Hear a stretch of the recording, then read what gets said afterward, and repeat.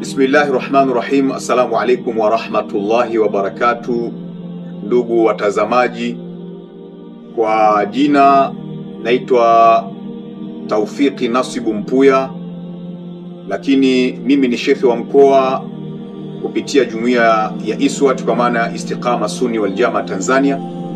Leo nimefika hapa nyumbani kwa huyu kijana, kwa kijana huyu Bilali Shomvi. Nia hii ni kufuatia baada ya kuja ofisini kwangu kwa ajili ya kueleza tatizo ambalo analo huyu kijana toka kuzaliwa kwake, kwa maana ni mgonjwa huyu, na hata alipokuwa anatibiwa katika hospitali ya Jakaya Kikwete juhudi zimefanyika za kimatibabu, lakini inaonekana bado anatakiwa aende mbele zaidi kulingana na tatizo lake linakuwa siku hadi siku.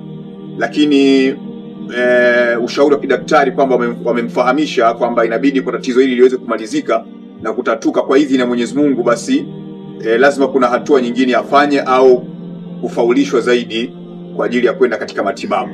Na huyu mnayemwona mbele yenu ndio mama mzazi wa Bilali kama vile unavyomuona hapo, na Bilali mwenyewe, lakini huyu pia ni bibi yake na bwana Bilali. Matundu matatu yameziba, imebaki moja, na hili moja lishakuwa kubwa ambalo linaingiza damu safi na damu chafu. Na kingine moyo ni mkubwa, umetanuka. Kwa hiyo madaktari wa JKCI wameomba mtoto apelekwe India.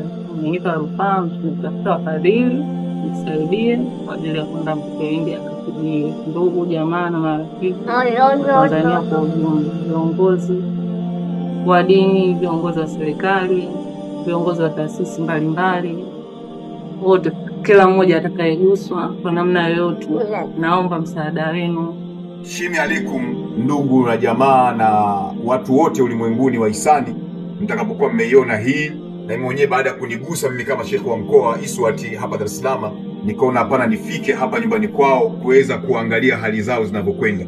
Kwa kweli nimekuta kuna hali duni ambayo kwa milioni 45 hiyo ni kiasi ambacho hawatoweza hata kwa miaka 3, 4, 5.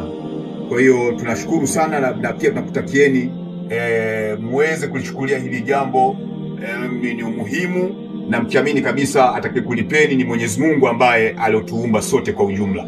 Inshallah sote kwa pamoja tusimame kwa ajili ya kumhudumia huyu kijana, lakini pia tuguswe na hili ambalo liko mbele yetu, na Mwenyezi Mungu atakubarikini kwa hilo. Asante.